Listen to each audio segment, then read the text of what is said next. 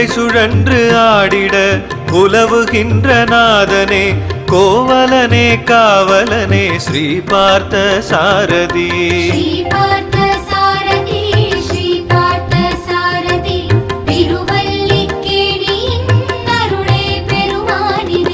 குளிர் சுமந்த முகிலன கருணை காட்டும் மாயனே குறைகள் தீர்க்கும் தெய்வமே ஸ்ரீ பார்த்த சாரதி.